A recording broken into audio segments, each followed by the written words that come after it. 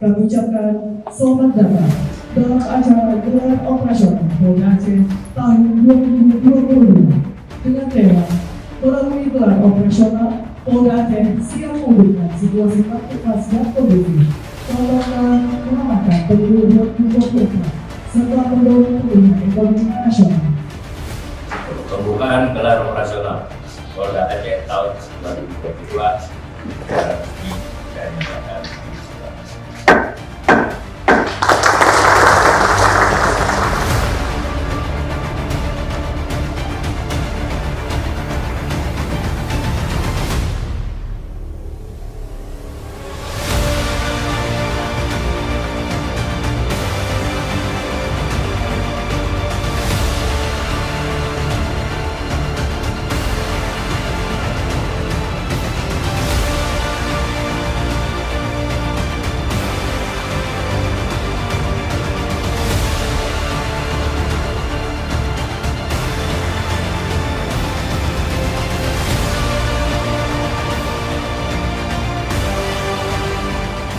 cukup banyak penandatangan intisari daripada PO gelar operasional pada hari ini yang dilaksanakan di Senin kita tema ini.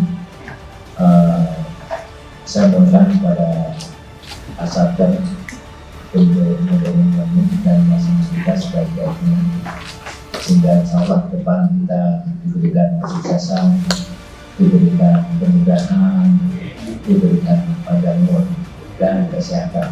Amin.